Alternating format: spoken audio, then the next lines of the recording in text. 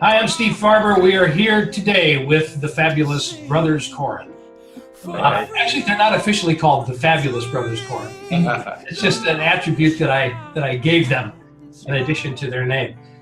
So Isaac and Torald Koren, it's great to be chatting with you guys. How you doing? We're doing Always great. good to see your face. There's nothing like being in front of your face and having a moment. Not the first time I've heard that. So here's the high level. Many of the people that are watching this video were at the Extreme Leadership Experience here in San Diego in January. I say here in San Diego. That's where I am. You guys are in Ojai, California. But for somebody who is at the Extreme Leadership Experience, they know who you are. They saw you do your thing. They heard your amazing music. They heard your story. But for folks that are maybe seeing your lovely faces for the first time, hearing your names for the first time, tell us a little bit about your story. Just give us the high level of who you guys are, where you came from, and then let's talk a little bit about what you do. Fantastic. Well, we're brothers, and we started off in music together as teenagers and moved to New York City following our wild and wonderful, crazy mother who followed her gut feeling to New York City. And we Australia. Yeah, exactly. And we came as kids and felt like success was a week away and started our first band that changed names until it landed on the name The Kin. And 15 years later, through many, many different doors and steps, we retired that project and had sort of a wild and wonderful experience as a band in the music industry and opened for, big people. We actually played from like dive bars to opening at arenas with like Coldplay and Pink and all these crazy experiences. And at the commencement of that, Isaac and I looked at each other and had a deep desire to go be supportive and help foster and develop people's voices in a way that we didn't let anyone else do for us, or no one ever did for us along our journey. So let me press the pause button there just for a second, because there was a lot in there, and I just want to make it really clear your certain elements of your path so far. So you came from Australia, followed your mother to New York to be an overnight sensation in the music business.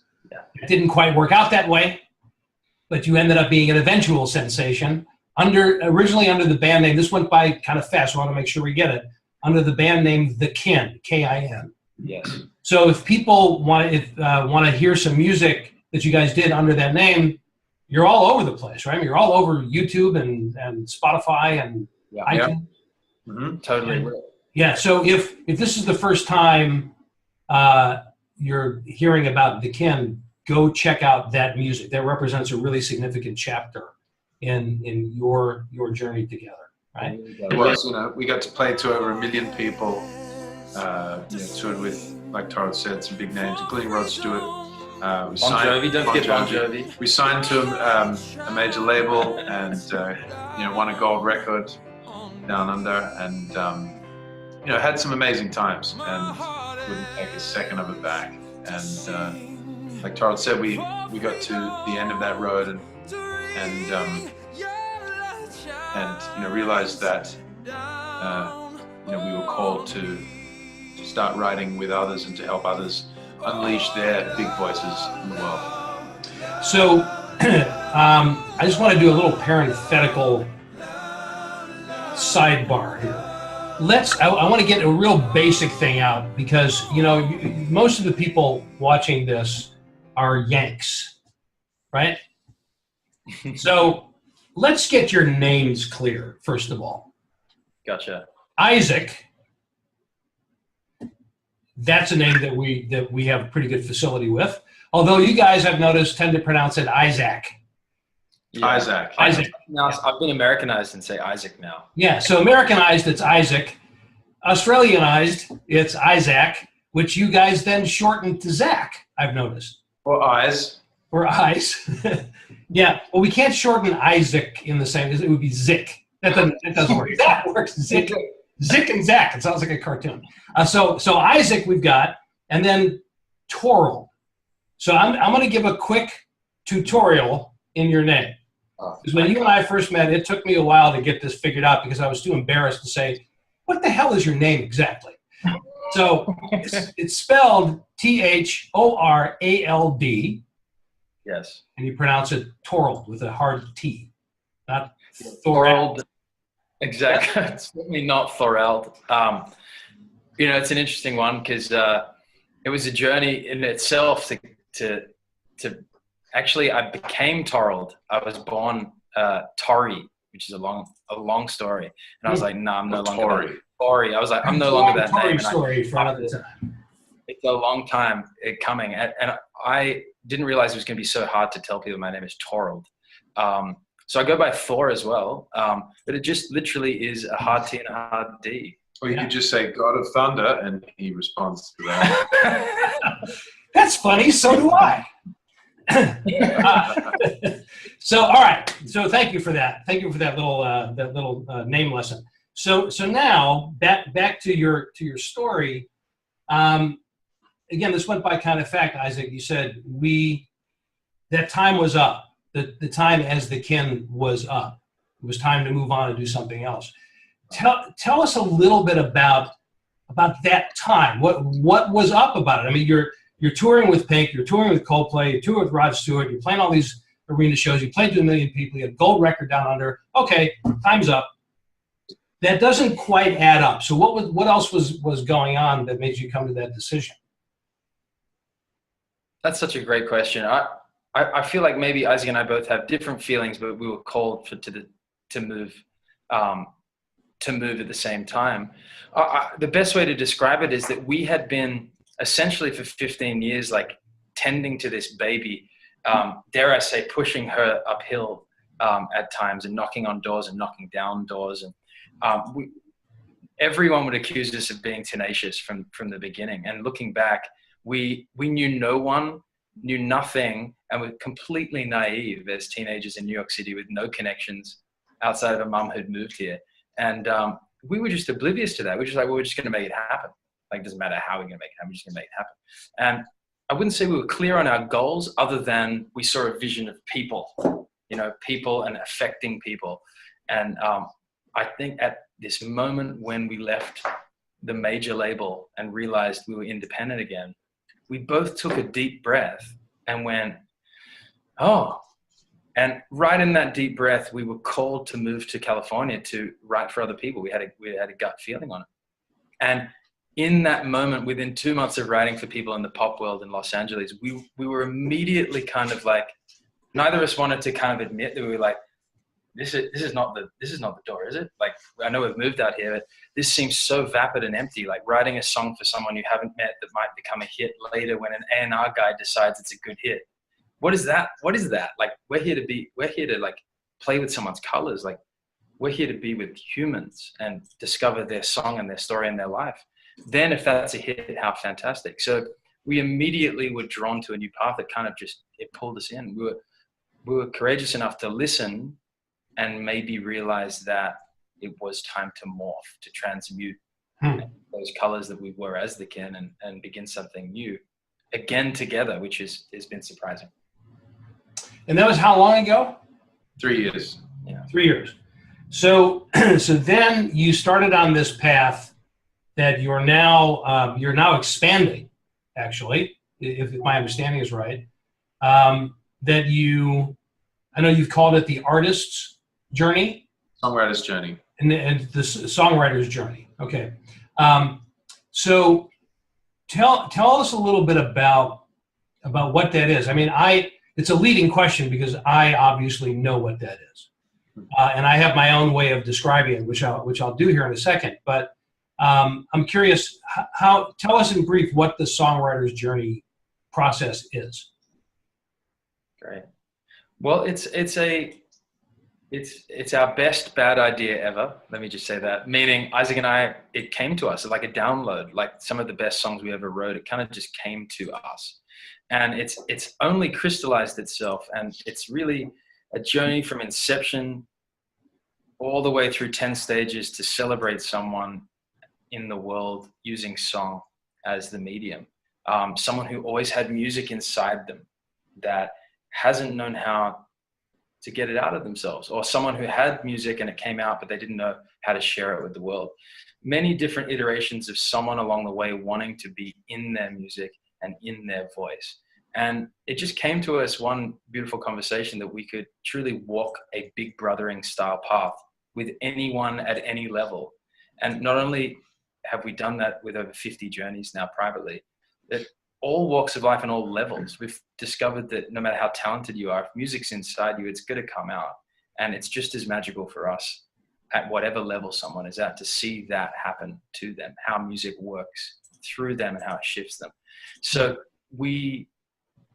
it really wrote itself, to be honest. And in short, it's 10 stages that we walk with someone hand in hand as their new big brothers. And the results happen when we walk together, and again, from inception to celebrating themselves using song in the world.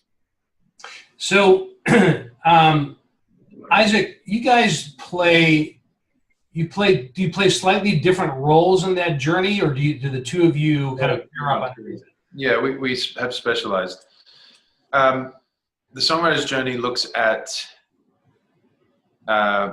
understanding and exploring someone's voice. And by voice, we mean their story, their musical, their kind of emotional musical preferences. We call it color palette because it's like painting. And then also their voice in the sense that we normally think of it, the sound that we make. But instead of it just coming from here, you know, Tarot specializes in them as a whole body instrument making sound. My specialty is really getting intimate with someone's story and helping them make linkages and find the parts of their life that hold the most gravity. Because if we can sing from those moments of change and sometimes trauma, singing from those places, we find this wellspring of energy. We find their really big voice, you know, like they're suddenly singing with passion because they really felt that thing that maybe they don't talk about so much anymore, you know? So we just kind of we dig for gold in their chest, really, in their life, and find the treasure, and help them turn their, you know, and also help them with their small voices. You know, that's part of my specialty, you know, working with people's critic, because there's so many reasons why people don't want to use their voice and embarrass themselves. And we call it dare to suck, you know, getting in creative harm's way. There's little voices in all of us that say, you know what, don't do that. It's best if you just don't do that, put your neck out, don't embarrass yourself. You know, just people don't need to hear you sing. You know, maybe someone said to you, like your mother or father, you know, don't sing, it's too loud. You know, you don't have a good voice or something, right? A lot of people have been told that or shut down by someone. Right. And so there's a lot of unearthing to do. And music is really just the excuse to then go and dig around and to get close to your brothers, your new brothers that, you know, hold a safe space for this scary stuff to happen, really, because singing can be scary. Putting your neck out there can be scary. All right, so this is a really critical point, because I think for most people, when you hear something like the songwriter's journey, right? Most people automatically rule themselves out. Yeah. I'm not a songwriter, so therefore that journey might be interesting, but it's not for me. Yeah. Because I'm not a songwriter. And there are actually very few people on this planet, I would say, if you look at the overall, you know, percentage of people and how they, or you know, population of people and what percentage describe themselves in what way, it's got to be single digits of people that would describe themselves as songwriters. And what you're saying is that everybody is. Yeah. And and this is the way I'm hearing it. Everybody has a song because everybody has a story. Absolutely. And not only does everybody have a story, but everybody has a story that needs to be told. So what I'm hearing you guys say is that you work with musicians, but there's a particular delight that happens when you can work with somebody who has that joy of song somewhere in them, but never even consider themselves as being the kind of person that would express it. And you're going to help them express it. Totally. Not just for the sake of expressing it, but for a self-discovery process along the way. Am I characterizing that accurately? The majority of people that work with us now are people that have not even put their big toe in the water of songwriting before. And this is a completely new first-time experience. And, they're scared, which is great. Yeah, I'd say that's the sentence that comes first and foremost every time before someone says, yes, okay, I'm ready, let's do this, is like definitely scared and excited at the same time. Like, well, I'd say that's the colors of stepping into the creative unknown. And yeah, like you said, we're not looking for talented people that happen to be good at writing song. We're looking for humans that have a song within them, period. And we do look out into audiences and go, like, some people like don't relate to music as something that's inside them. And so this particular offer that we have is not for everyone in that way.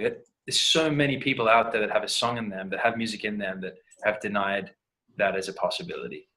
And we find that a lot of the people that we worked with have been able to integrate this new experience of their big voice and their song and their story. They've been able to integrate that into their work in the world quite powerfully. So whether they're a speaker, whether they're a yoga teacher, or some kind of a leader in any kind of way, yeah. They all have, they've all found, or even just a business person, a CEO, after the deal, they're like, oh, close the door for a second, press play and wait for that's not you, We have right. Yeah. one guy that we worked with that almost would play his song to people in his big New York office as if it was, a photograph of like him summiting Everest, because inside him he was so proud of himself for doing it. There was this burning desire in there he didn't let surface, and he tried it, and he wasn't the same afterwards. So it was really cute to hear all his stories. Yeah, that's really, that's really powerful. And I think it's a great comparison. The outward bound wilderness excursions and that kind of thing has been really popular in the corporate world for a long time as like team building events, for example. People in it, shove them out into the wilderness with a backpack and a one match. And the reason that was so popular is because it was a way of getting people to force people to look at themselves and to see how they interact with each other. And then what do you do when you get back to work? Is there a direct correlation? Maybe it might change who you are, but at least you got the pictures, right? You got the pictures of you scaling the mountain or going down the zip line. This is related to that, right? Let me play you my song. Yeah. That's a really cool thing because it's not just a static picture hanging on the wall. When I'm just imagining if I'm a high-powered executive, let's say, and I go through this process with you and I create this song, I have somebody in my office. When I press play, I'm in the experience with them. I'm not just showing them a picture, because now I'm seeing how they're responding to it. They're, I'm going to get nervous. Are they going to like it? Do they think it's going to suck? It's all that stuff comes back right there in the moment. So it's almost like you have this opportunity every time you play the song. It's like holding up the mirror again every single time. So that's really quite extraordinary. I like that musical outward bound. That's really good. I like that. It's more inward bound, inward and outward. Yeah, that's right. And of course, that's always the point for outward bound, is that if that kind of a thing is that ultimately it's an inward journey that you have to take. We've found that everyone we work with has this inner badass rock star about them that they've not been able to necessarily fully express. Mm-hmm. And so we make sure that that badass comes roaring through. Yeah. Somehow, and music is the perfect medium to kind of get that rock star quality of someone out of them and expressed. And we feel like there's some specific things that everyone discovers that we're so passionate about helping show people again how valuable they are, how distinct and amazing their stories are and their lives are, regardless of accolade.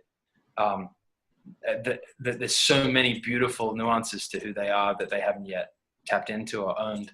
And also, just quite simply in the work that I do, people are really not in their bodies in the world like they could be, meaning home in their body with others is an extremely undervalued thing to practice and return to. I would say it's so undervalued that most people who hear you say those words have no freaking idea what you're talking about. Exactly.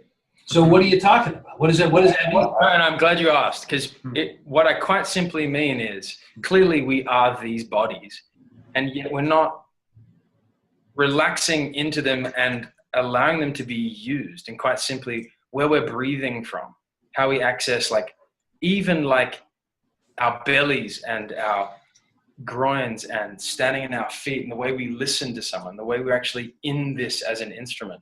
Before even melody happens, it's profound when someone returns to themselves as an instrument, how much people respond, how much their lives shift, because we are essentially and always our ability to express and listen with others in the world. There's no vacuum. There's no, very few lone wolves exist in this modern world. And we are constantly together using these instruments to be together and get what we want in our lives. And it's extremely underrated and undervalued. And it's something that everyone leaves with. And no one's left out with us. We make sure they get there. And this helps be that vehicle too. I think there's another element to this too, for anybody that's listening to our conversation and beginning to just wondering, okay, is this the kind of thing that might be a good fit for me, right? For somebody who's a musician or who's been an aspiring musician, that's kind of an obvious yes, I would think. For most other people, it's not quite as obvious. It might be a little bit more on the level of intuition. I feel like I can learn something really significant about myself and bring that more to bear in the way that I am in the world, including at work. I just want to offer one other element to this that in my estimation dovetails right into the one's effectiveness as a leader, which of course is my area of passion. There is, we have a responsibility as leaders to generate energy in the environment around us. And going through a process like this, even if I go through that process with you guys, I find my song, I write my song with your help, I record my song with your help, and now I have this recording, this tangible thing. I may never choose to play it for anybody else except myself. And that is perfectly fine, because every time I play it for myself, what's going to happen? I'm going to get energized. I'm going to get inspired. I'm going to get kind of switched on to my own creativity, and that's going to transfer to the people that I'm leading. Totally. And in fact, I would even go so far as to say, if you're a leader and this kind of thing, kind of resonates with you, not only do you owe it to yourself to take on that exploration, but you owe it to the people that you're leading. You owe it to them to do that. You owe it to them to bring yourself that level of discovery and inspiration, because it's going to show up in everything that you do, with all the relationships that you have and all the projects that you're leading and teams that you're involved in. And that's the lens through which I look at the world, as you guys know. And it's just such an unusual and powerful avenue that the vast majority of people have never even considered. Right. That's fantastic. Yeah, well said. And also, I think the vast majority of people say, I can't do that. Yeah. So either someone said that to them, or they've just determined, you know what, like, don't ask me to sing, or, you know, I'll never do that. And so the act of doing something that you've told yourself you can't do all your life is very liberating, because it's like, okay, well, if this is possible, then what else is possible? What else am I overlooking in life? And what else am I stopping myself from doing? Yes. Absolutely. And when it comes to the voice part, I mean, it's twofold. One is someone who doesn't find what they've been through valuable is one thing. Someone who hasn't, has actually kind of denied them the possibility that there's a voice in there to rekindle, to reclaim, to be with, to be in a healthy relationship with. In a way, all they have left is a performance of themselves. And we do a lot of work on moving past performance and presentation and returning or going forward to yourself as an experience. And really, we have this opportunity to be an experience with others, meaning home in our bodies, fully experiencing being ourselves, which is really utilizing this experience totally in front of others. And when we experience in front of others, they experience us. And that adds that magic into the world, into your leadership. Okay, so again, if I may, yes, let me ask for a translation into layman's terms. Got it. As to what that is, because again, I'm making certain assumptions. So I want to paraphrase it first. It's not just so much about becoming a better communicator. It's about becoming something that a person that other people experience. Is that what you said? Yes. So we have two choices, right? Yeah. We can either look good and sound good, which is what most people are trying to do, because that's what is left when you haven't returned to all of your expression. Or you can be all of your expression, and generally when you're all of yourself, it does sound good, it does feel good, and people respond. So it's either, the two choices are to be a presentation of what you think others would receive, or be all of yourself and take the risk in the world and see what the results are. So to me, presentation and experience are two different things to me. They can come together in marriage, but they're two different doorways. The world is kind of obsessed with performance, with face tuning and Instagram selfies and things that make everyone look good. And yet we're really drawn to leaders and drawn to people when they're being themselves. Being themselves is messy. It's gritty. It's dirty at times. It doesn't always look good. Honest. And yet our favorite people in the world are honest and authentic in themselves. Yeah. Authenticity has become a big buzzword for all the right reasons. It sounds like what you're describing is it another way of saying charisma, or is that something different? I'd say charisma is a byproduct of someone being themselves, and daring to be themselves anyway, in a room with others, in front of another. I think that is charismatic by nature, when they're in their own gravity and just being that, not moving toward looking good or sounding good, but being themselves is being good. And we're definitely that. We're a journey to discover and return to that. So let me just take that as a jumping off point to ask you guys this question. You are in a rarefied air, a small group of people who have actually made a name for themselves and a living in the music industry. Now, within that industry, there's a whole strata, from the superstar that's a household name to a good, solid working musician that's on the road all the time. That makes a nice living that nobody's ever heard of. There's a whole spectrum, right? But still, even in that's a small group of people.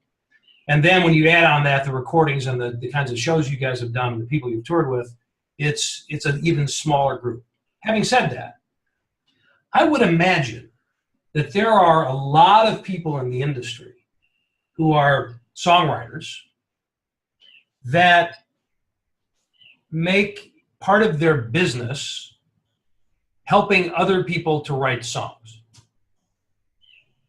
I imagine there are at least a few people out there that do that. I've never looked to see, but I can't imagine that there wouldn't be. People that offer maybe, coaching or tutorial services or co-writing, whatever, right? And is that a Sure. That's fair. Okay. I mean, most of that group of people are focused on getting songs to the superstars because that's where the money is, in that way. So this question is one that I've answered for myself. I'm going to ask it of you, and then I'm going to share with you my answer to it. And I'd like you to just respond to see if you think I'm accurate in this. The question simply is, why you?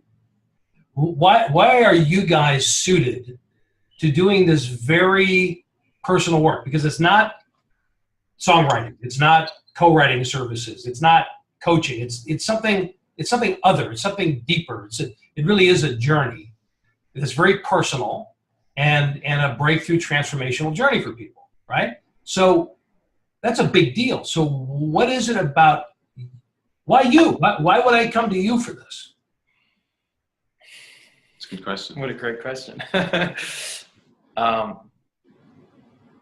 beautiful question. You go first? Yeah, you go first. Okay. Well, I think each of us have our own reasons, and I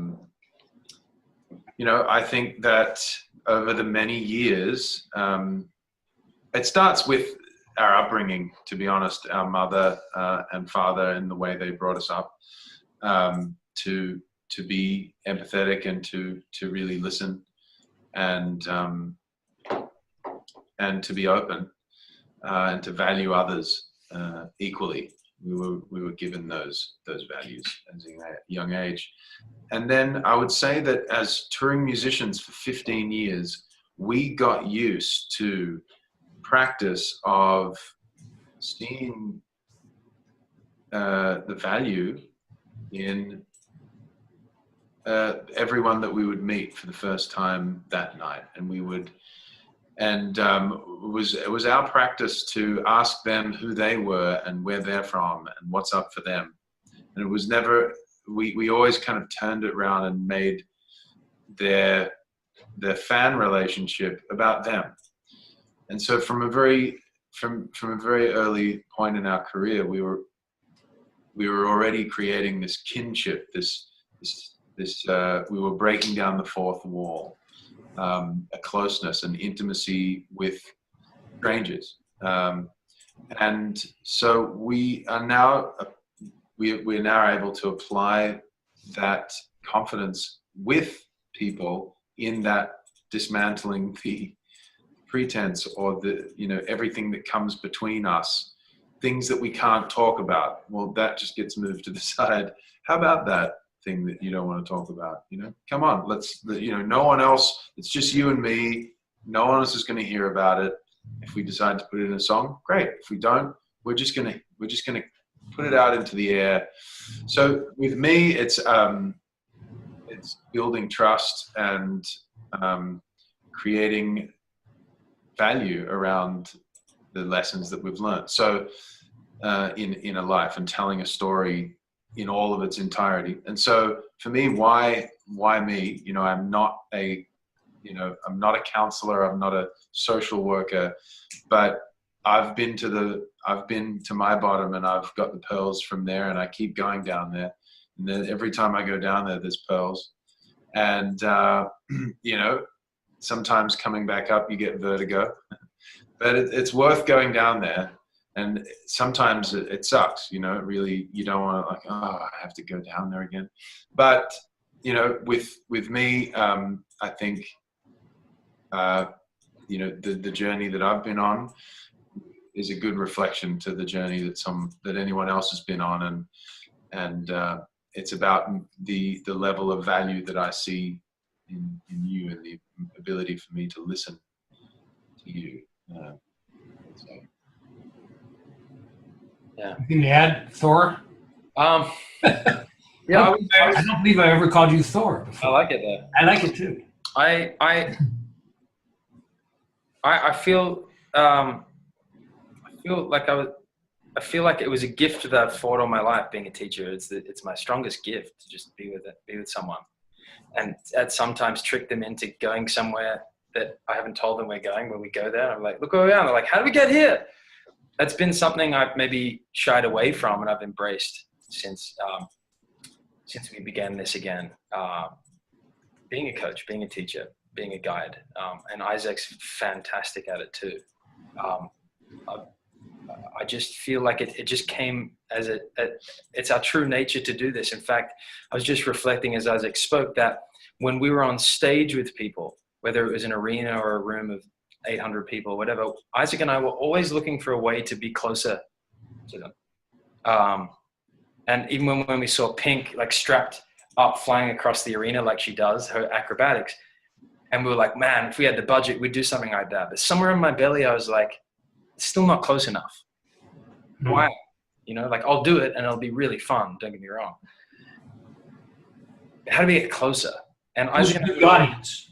Yeah, how do we get closer to everyone that's having an intimate moment with us with our music? How do we get closer? And so we'd put on these VIP bus experiences where we would like sit on their laps and squeeze them and hug our fans and love them. And we're always looking for a way to get closer. In a harmless way. In a harmless way. Harmless, weirdo way, kind of thing. And we discovered that we wanted to work on helping them come out. You know, and we were grateful that they were grateful that our music helped them come out. But then we wanted to keep that going. And the Songwriter's Journey is our way of doing that. Now I want to give you my answer. Okay.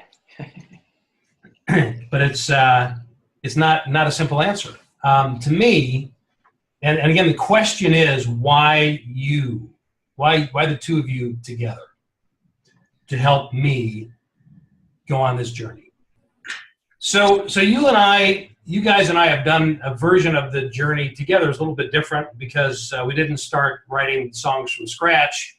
I had songs that were inside of me for a very long time, and then you helped bring those out and capture them, and we created an EP together and performed it together and all of that, which was one of the highlights of my life, I have to say, in a lot of ways. But here's what I learned. There are qualities that you guys have that I think come through in everything that you do.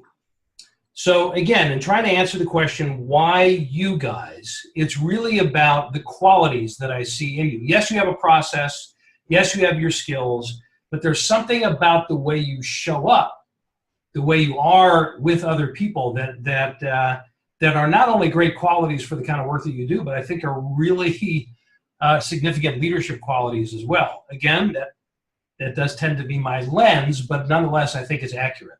So I want to just list these qualities that I see in you, and then you again tell me if it sounds like it's true or if I am hallucinating, which would not be the first time. So first of all, it's the element of inclusion. Your approach is so inclusive as to be almost, and I mean this in a good way, shocking. Your default mode is to bring people in, as opposed to many talented people, whether they're artists or not. If they're talented, they tend to, it's about puffing oneself up and making sure that everybody knows that I'm really the best at this in the room, whatever this is. I never got any sense of that in you. And then you combine that inclusive nature. Not even, it's deeper than an inclusive approach. I mean, it is an inclusive approach, but you have an inclusive nature, which you talked about earlier. And then that's magnified by this very deep belief in other people, right? I mean, when you sit down with somebody that you're meeting just for the first time, you're starting with this belief that they can express themselves, that he or she can express him or herself in a way they've never been able to do before. Even if you're just getting to know them, you start with that belief, right? So so if I flip it around, you're including me, you believe in me, and then there's the belief is one thing, but then there is the challenge to get that other person to act on the belief that you have in them, if that makes any sense, right? It's not just, oh, I believe in you. It's, so what are we going to do about that, right? It's the challenge to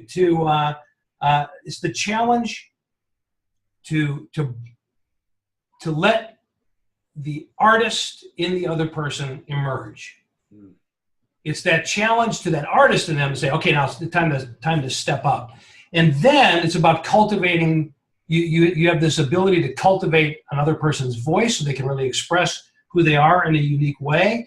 And then your music talent comes into play in everything from bringing out the quote unquote product, if you want to call it that, and then refining that product, and then capturing that product in a recording, and then helping the person to sing that out, right? So it's this whole spectrum in inclusion, belief, challenge, cultivation, refinement, capturing the immortality, capturing in a way that it immortalizes the work and the person and their voice and their story and their legacy, and then helping them to express it in a glorious kind of a way.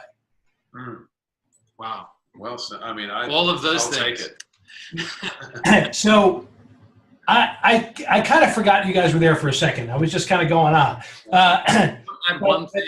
I mean, it's nothing more. It's nothing more than the expression of what I've experienced in you, not just in the work that we've done together, but in the way that I see you show up with every single person that you interact with. Respond, please. I wanted to just add one thing only, although to absolutely most beautiful, so grateful description of how we've been to you and for others from your perspective. It's amazing. Thank you.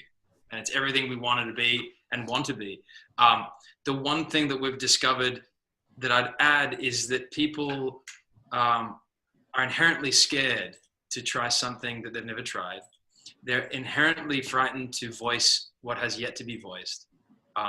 There's a vulnerability to one's story and singing voice that is uncanny, that to sing out who you are is, in definition, scary. And not only do we hold a safe space for someone to discover that in them, but we do it with you every step of the way. And I feel like it's like reverse inclusive. We thoroughly include ourselves in you. We don't just include you in us. We get to include ourselves in your journey. So there's not one part that we're not present in, which means you're not alone in that moment that's most scary. Right. And that's just factual for us. That's what we do because that's what we're going to do. We've said it once before to someone. We said we're like a big brothering approach to, like, we're becoming big brothers, and they kind of looked at us and were like, I'm not sure I want that. Too close. Like, I just don't want big brothers. And we're like, perfect. It was like, clearly we weren't for him. Right. Person. It was beautiful. I don't want somebody that's going to beat up on me and call me names and stuff like that out the door. Yeah. Yeah, no, that's really that's terrific, and it's the trust thing, which is again a word it's something we all want and yet tend to overuse a bit. But yes, it's that when you believe in me and you challenge me and you're bringing out that raw part of myself. If I feel any hint or any sense that you're doing that as a way to find another avenue for criticizing me, and it shuts the whole thing down. And it's exactly the opposite of that. It's like it's like the old trust fall, right? I just feel like I can fall back and you're going to catch me. Mm-hmm. And not only am I not going to be embarrassed, but I'm gonna ultimately end up loving the process, even though it scares me at the outset. Yes. Yes. Well said. Yeah, I mean, we have a fundamental belief that you and everyone is to some extent a hero hiding out. So, like you said, our job, if they let us in, is to show them how much of a hero they are and in what way they're a hero, and then hold space for them to accept that and sing from that place. Yeah. So I want to be really overt about this, and then let's bring this in for a landing, and I'd like you guys to tell us what's happening nowadays. Here's my kind of blunt, forthright. How many synonyms can we come up with for blunt? I believe that whoever you are, whatever role you play, if you have that little creative impulse inside of you, that any of this conversation resonates with you, even if it resonates with you in the category of fear, it's like, oh yeah, well, that sounds really scary, but kind of cool, but mostly scary. However it's kind of, making this fire, then I would highly encourage you to have a chat with the boys, with the brothers, and just explore it a little bit more deeply. And again, the reason I can be so blunt about this is I know the impact that working with you guys has had on me. And I know that the way that you work with people has been changing a little bit. So tell us what the songwriter's journey opportunity is nowadays. Well, yeah, like you said, we've really enjoyed working with musicians like yourself. Lean a little bit more into the microphone, if you would. We've really enjoyed working with musicians like yourself, and now we're opening out into a whole new sea of people that are really first timers, are scared and vulnerable around using their voice and need more support. And so we're launching our first songwriter's journey in a group format. So there'll be 8 people, Zoom once every 2 weeks, everyone will be on the screen. We'll be going through the stages together. Everyone will be assigned another mentor within the group, and everyone will also be able to mentor someone within the group in the best way they can. It's not perfect science, but at least it's support. And then obviously you'll do the one-on-one work with Charles and I, and then there'll be lots of creative work, lots of games. We use games to move us through the journey. It's not like, it's creative self-study, but a lot of it is in game format, just because we believe in the power of creative play. And we're just making a mess. The whole thing is just getting messy and making a mess and digging around. And then we call it daring to suck. And then at a certain point, we start to distill what's coming out and start bringing it down into different metaphors, different song titles, different, keys and, musical sounds that you love. We start distilling it into real song ideas, and then you get to choose your favorite one and start to finish the lyrics with me over Skype, over Zoom, and then the whole process ends in a 3-day recording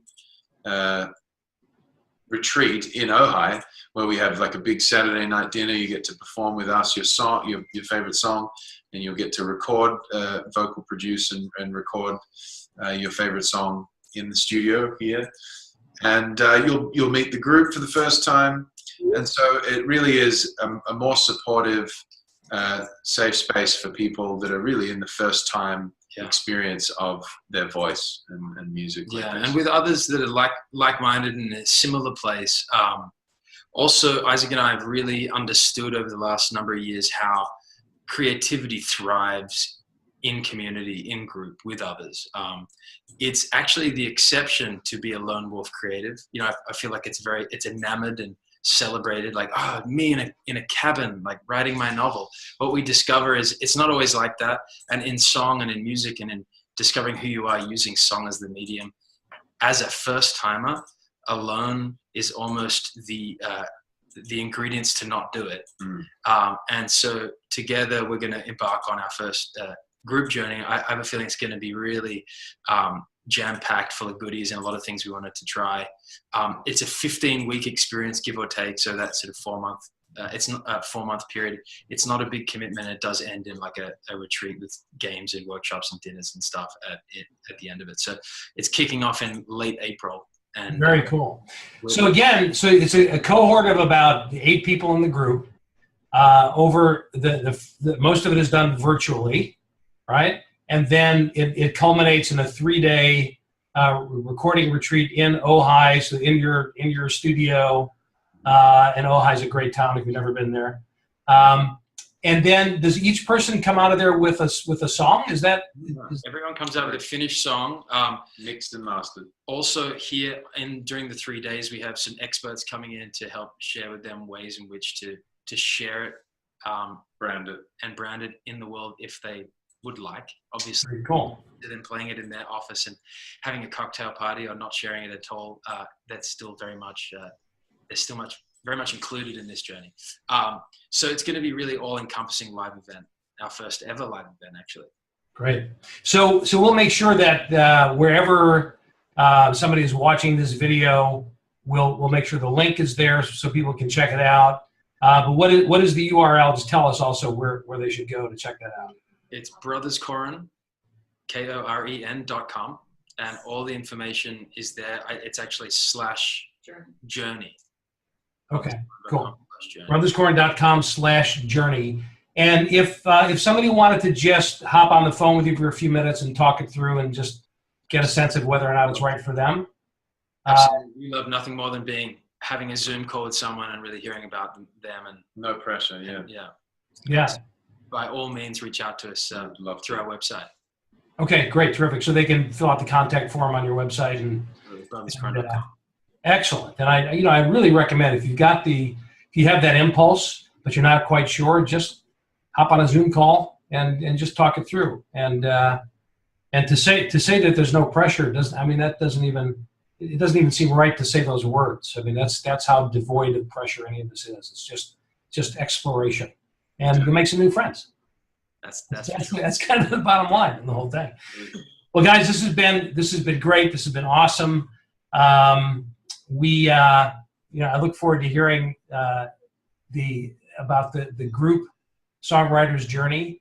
And the other thing that occurs to me is what if I have a team of people that I work with? Exactly. This be something that we should consider going through together? Definitely. It will definitely get people together. That'd be huge. A company song. You got me thinking. A company Absolutely. song. There's no end to the different ways in which we could work with people. We love working with people that work with each other. That's such a fun thing to be a part of. Very cool. Thank you, you guys. Thanks so much for this great conversation. I'm looking forward to more. Thank you so much, Steve. You're a huge supporter of us. Thank you.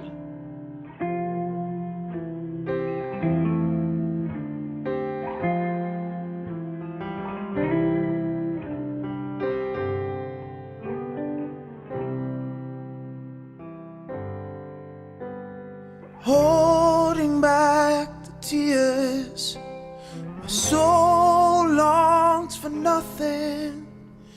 Tears of joy live on. My heart is full, my life has a meaning. I see our souls are one. My heart has to sing for freedom to ring. Your light shines down on me.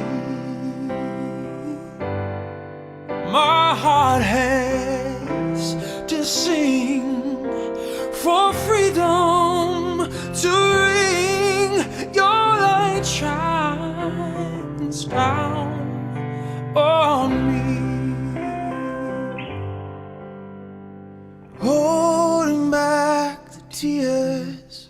My soul longs for nothing.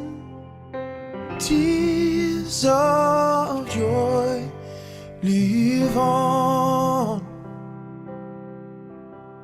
My heart is full.